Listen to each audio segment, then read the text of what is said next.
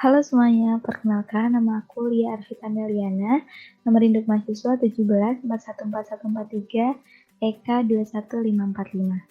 Pada kesempatan kali ini, aku ingin memaparkan hasil pengerjaan ujian akhir mata kuliah Matematika Ekonomi 1 dosen pengampu Bapak Irwan. Nah, pada kesempatan kali ini kita diberi 3 soal untuk diselesaikan, dan hari ini kita akan selesaikannya bersama-sama. Langsung saja kita ke soal yang pertama. Di soal yang pertama ini kita diminta untuk menjelaskan optimisasi menggunakan turunan itu seperti apa, kemudian disertai dengan contohnya di bidang ekonomi. Jadi, ketika kita berbicara tentang optimisasi, kita tidak bisa jauh-jauh dengan permasalahan optimisasi. Apa sih permasalahan optimisasi? Permasalahan optimisasi itu adalah masalah untuk menentukan pilihan yang paling optimum. Nah, pilihan yang paling optimum itu bisa maksimum, bisa juga minimum. Kalau dalam bidang ekonomi, di sini bisa kita lihat maksimum itu misalnya untuk keuntungan, tingkat pertumbuhan ekonomi, tingkat daya guna pelanggan, itu kan pasti inginnya semaksimum gitu ya. Dan pasti masih banyak contoh lainnya. Kemudian untuk minimum, di sini misalnya untuk kerugian, biaya produksi, waktu produksi, pasti kan inginnya seminimum mungkin. Nah, lalu bagaimana sih kita menyelesaikan permasalahan optimisasi ini? Kita menyelesaikannya dengan permodalan matematika. Nah, permodalan matematika itu dengan memaksimumkan atau meminimumkan suatu fungsi. Di sini misalnya ada fungsi fy sama dengan fx. X di sini itu adalah titik ekstrim. Titik ekstrim itu digunakan untuk mencapai nilai maksimum atau minimum fungsi f.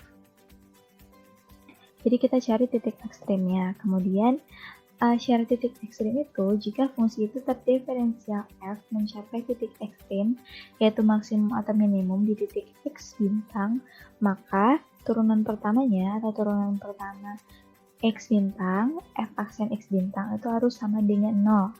Harus sama dengan 0. Kemudian selanjutnya kita cari turunan keduanya. Turunan keduanya itu digunakan untuk mengetahui suatu fungsi itu maksimum atau minimum. Ketika kita mencari turunan keduanya dan hasilnya itu kurang dari 0 atau lebih dari 0, kita akan tahu fungsinya itu maksimum atau minimum. Nah, ketika turunan keduanya itu kurang dari 0 atau f double aksen x bintang itu kurang dari 0, maka fungsi tersebut adalah fungsi maksimum lokal. Sebaliknya, ketika hasilnya itu adalah lebih dari 0 atau turunan kedua dari x bintang, f double aksen x bintang itu lebih dari 0, maka fungsi tersebut adalah minimum lokal. Selanjutnya, kita lihat gambarnya di sini.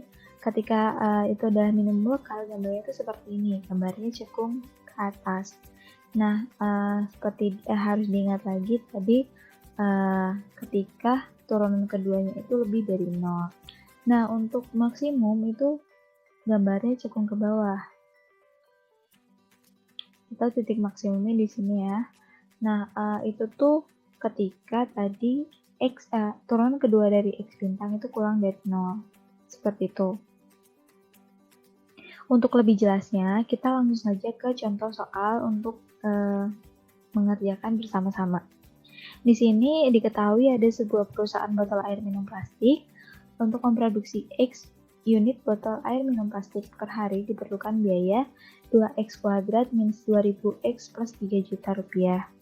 Jika botol air minum plastik itu harus diproduksikan, berapa botol air minum plastik yang harus diproduksi jika perusahaan itu ingin mencapai biayanya terendah, dan cari pula biaya terendahnya itu berapa. Di sini kita notasikan dulu, diketahui biaya produksi X unitnya berapa, 2x kuadrat minus 2000x plus 3 juta. Kemudian harus berapa yang diproduksi ketika ingin biaya rendah, dan biaya terendahnya itu berapa. Kita jawab dengan turunan pertama. Turunan pertama dari fungsi 2x kuadrat minus 2000x plus 3 juta, yang mana adalah fungsi biaya itu adalah 4x minus 2000. Dapat dari mana? Dari sini. Jadi turunan 2x kuadrat itu kan 2x-nya turun ke depan, jadi 2 kali 2x Kemudian yang atas itu harus dikurangi 1. Jadi 2 kali 2x pangkat 2 min 1. Atau 4x pangkat 1, atau bisa ditulis juga langsung 4x minus 2000. Itu karena turunan pertama dari 2000x yaitu 2000, dan 3 jutanya langsung hilang. Nah, di sini seperti syarat yang tadi, ketika turunan pertamanya itu harus 0, maka di sini kita sama dengan kan 0, turunan pertamanya 4x minus 2000 sama dengan 0, kemudian 4x sama dengan 2000, pindah ruas. Nah, kita langsung ketemu x-nya berapa dengan cara 2000 dibagi 4 ya. Jawabannya adalah 500. Kita udah ketemu x-nya 500. Lanjut, diperhatikan turunan keduanya. Tadi kan setelah turunan pertama sama dengan 0, kita harus cari turunan keduanya untuk tahu itu adalah fungsi maksimum atau minimum. Nah, di sini turunan kedua dari 4x minus 2000 itu adalah 4 ya. 4x, jadi 4, 2000-nya langsung hilang. Nah, kan 4 itu tuh adalah lebih besar dari 0 kan. Nah, perlu diingat lagi, tadi ketika turunan keduanya itu, atau f double x aksen itu lebih dari 0, maka itu adalah minimum. Jadi ketika di sini hasilnya itu 4, yang mana itu lebih dari 0, maka benar ini adalah minimum gitu. Nah, jadi biaya minimum produksi botol minum plastik dicapai perusahaan dengan produksi 500 unit tadi. 500 unit yaitu senilai berapa biayanya kita substitusikan ke fungsi awal. Jadi fungsi awalnya adalah 2x kuadrat minus 2000x plus 3000, 500-nya kita masukkan ke sini gitu. Jadi x 500 kita masukkan, hasilnya adalah 500.000 dikurangi 1 juta ditambah 3 juta yang adalah 2.500.000. Jadi senilai 2.500.000. Jadi biaya yang harus yang terendah itu 2.500.000 dengan produksi 500 unit botol. Seperti itu. Lanjut. Untuk yang kedua ini kita mencari integral dan aplikasinya. Langsung aja kita ke soalnya. Di sini diketahui ada sebuah pabrik roti Kidang yang memiliki mesin pembuat bolu yang berumur T tahun. Kemudian mesin ini tuh memberikan pendapatan dengan rate sebesar R aksen T 4T plus 3 per 4T kuadrat plus 6T plus 1 dalam ratusan juta rupiah per tahun. Kemudian selain itu juga butuh biaya senilai C 35 juta per tahun. Nah, yang ditanyakan itu adalah pendapatan yang dihasilkan dari mesin tersebut selama 3 tahun itu berapa, dan profit yang dihasilkan. Nah, untuk menjawab yang A, di sini kita cari dulu, karena kita ingin mencari pendapatannya. Dengan diketahui turunan pertama dari pendapatan, maka untuk cari pendapatannya kita pakai integral turunan dari R, atau integral R aksen dt. Nah, di sini untuk cari RT berarti integral R aksen dt, R aksennya ketika tadi udah diketahui kita masukin aja 4T plus 3 per 4T kuadrat plus 6T plus 1 dt. Nah, di sini kita permisalan, misalnya yang bawah ini 4T kuadrat plus 6T plus 1 itu adalah kita sebut dengan U. Nah, ketika U-nya adalah 4T kuadrat plus 6T plus 1, maka DU per DT-nya atau turunan pertamanya itu berarti 8T plus 6. Jadi mana? Sama kayak tadi, jadi 2-nya ke depan, jadi 2 dikali 4T pangkat 2 minus 1, atau jadinya 2 dikali 4T pangkat 2 minus 1. Jadi 8T pangkat 1 atau 8T aja. Nah, 6T turunannya 6, satunya hilang. Kemudian DU per DT-nya bisa kita tulis juga dengan 2 kali 4T plus 3, yang mana itu hasilnya tetap sama aja ya, 8T plus 6 juga. Nah, jadi sama dengan DT-nya itu 1 per 2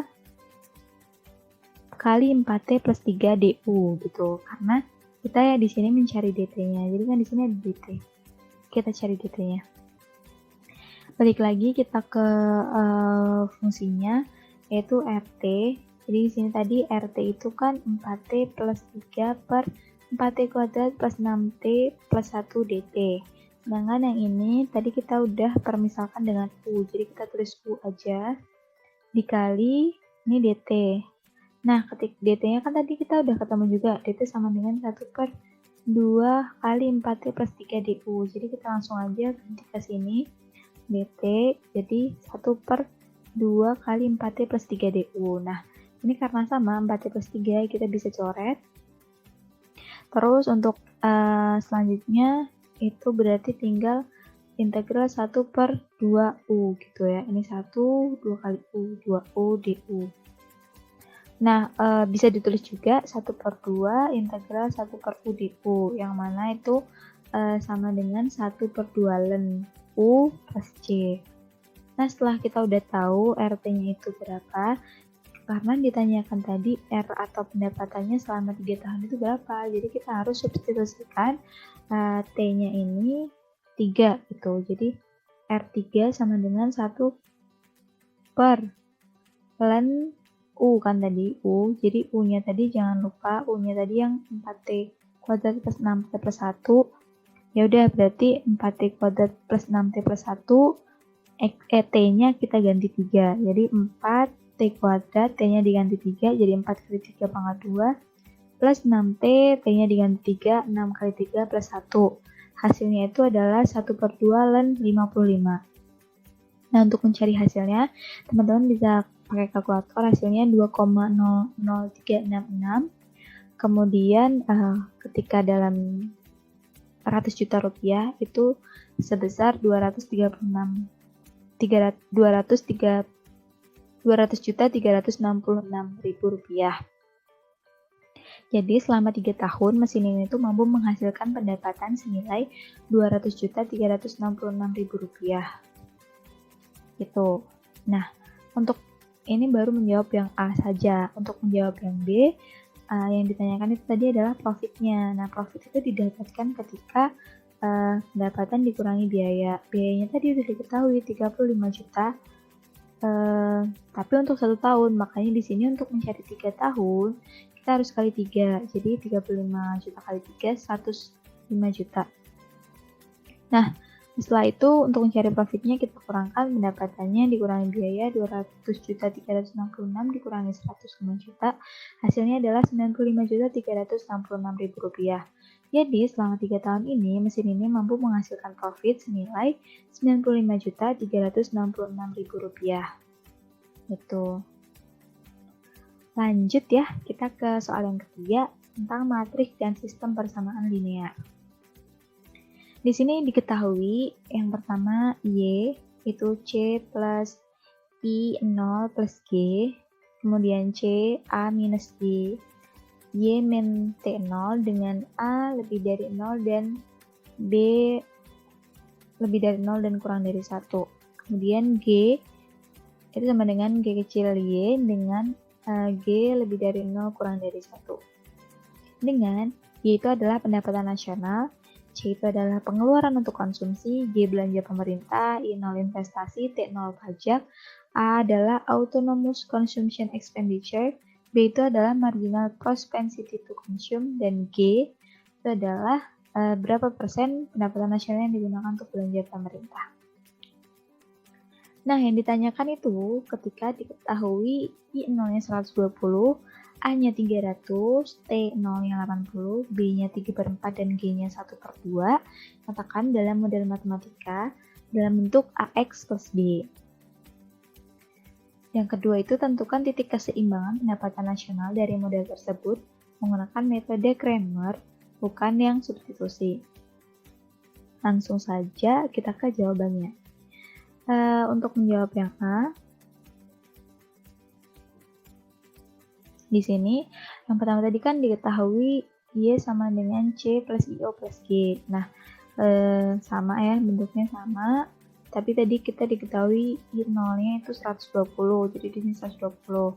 Terus di sini C sama dengan A minus G, Y min T0. Ini dikeluarin ya, B kali Y, D kali minus T0. Jadi A minus BY plus BT0. Terus selanjutnya ini pindah ruas saja, biar Y-nya dalam satu ruas yang sama. Jadi ini karena minus, pindah ruas ke kiri jadi plus, BY plus C plus 0 sama dengan A plus BTO. Terus tadi udah kita ketahui B-nya 3/4, jadi kita diganti 3/4 Y plus C plus 0 sama dengan A-nya tadi sudah diketahui 300, jadi 300 ditambah B-nya 3/4, T0-nya 80, jadi di sini hasilnya 360. Nah, untuk yang ketiga ini ada G sama dengan G kecil Y. Ini pindah ruas juga untuk Y-nya dalam satu ruas, jadinya min G kecil Y plus 0 plus G sama dengan 0. Sama, nah tadi udah diketahui G kecilnya itu setengah, maka kita ganti di sini G kecilnya jadi setengah, minus setengah Y plus 0 plus G sama dengan 0. Nah, udah ketemu di sini yang paling akhir. Kemudian ini kita nyatakan dalam model matematika AX sama dengan B. Nah, di sini ini kan Y minus C minus G sama dengan 120. Jadi Y di sini adalah 1, minus C berarti minus 1, minus G minus 1. Kemudian di sini ada 3/4 Y plus C plus 0. Berarti 3/4 Y berarti 3/4. Terus C berarti 1 dan 0 yang 0. Kemudian yang ketiga ini ada minus setengah Y plus 0 plus G. Berarti di sini minus setengah 0 dan G atau 1 ya berarti. Nah, untuk bagian X-nya kita di sini ada Y, ada C, ada G. Terus B-nya di sini ada hasil akhirnya daerah hasilnya 120, 360 dan 0. Ini ya di sini 120, 360 dan 0. Nah, kita sudah jadi nih model matematika AX plus B-nya seperti ini. A-nya bagian sini, X-nya sini, dan Y-nya sini. Gitu. Oke, yang A sudah selesai. Kita langsung beralih ke yang B. Nah, yang B itu kita diminta untuk mencari titik keseimbangan pendapatan nasional dengan metode Cramer gitu ya.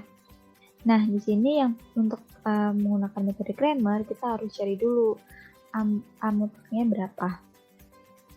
Di sini kita pakai yang ini tadi, A. Ya kan, kita cari A mutlak. Kita tulis juga, kita tulis aja di sini, sama persis 1 min 1, min 1, 3/4, 1, 0, minus setengah 0, 1. Sama ya. Minus 1 minus 1, 3/4, 1, 0, minus setengah 0, 1. Nah, kita kemudian mencari menggunakan ekspansi kolom ketiga. Kenapa kolom ketiga? Ya karena ini sebenarnya terserah, tapi disarankan untuk yang banyak nolnya. Sebenarnya bisa juga sih kolom ketiga atau baris ketiga karena nolnya satu-satu. Nah, tapi di sini aku pakai ekspansi kolom ketiga, yaitu dengan pertama, karena ini kolom ketiga, di sini ini minus 1, 1 plus 3 dikali minus 1 di sini, yaitu dikali dengan cara ini ditutup, ini dan ini ditutup, dianggap tidak ada dulu. Jadi di sini yang ada cuman 3/4, 1 minus setengah 0 ini ya. Kan ini tadi ditutup, seret. Nah, tinggal ini aja. Kemudian selanjutnya minus 1, 2 plus 3 dikali 0 ini. Berarti kita tutupnya ini ke sini, ini ke sini ditutup. Jadi tinggal ini. Nah, atau 1 minus 1 minus setengah 0. Kemudian selanjutnya minus 1, 3 plus 3 atau kolom ketiga baris ketiga dikali 1 ini. Berarti yang ini ditutup, tinggal ini aja. 1 minus 1, 3/4, 1. 1 minus 1, 3/4, 1. Udah sesuai. Nah, sebenarnya yang ini tuh buat apa sih yang di depan ini? Ini tuh untuk menentukan tandanya. Ketika hasil pangkatnya itu ganjil 2 plus 3 kan. Nah, makanya itu minus di sini. Jadi minus 0. Nah, beda lagi di sini. Pangkatnya itu adalah genap, 3 plus 3, 6. makanya di sini plus 1 ya. Jadi yang depan ini untuk mencari apakah tandanya itu plus atau minus gitu. Nah, selanjutnya kita cari hasilnya minus 1 dikali 3/4 kali 0, 0 dikurangi 1 kali minus setengah dikurangi 0, karena ini semua dikalikan 0 hasilnya 0, ditambah 1 dikali 1 kali 1, 1, 3/4 kali minus 1, minus 3/4. Jadi di sini bisa kita lihat hasilnya minus setengah, minus 0, plus 7/4. Atau sama dengan juga 5/4. Ini kita baru cari mutlaknya.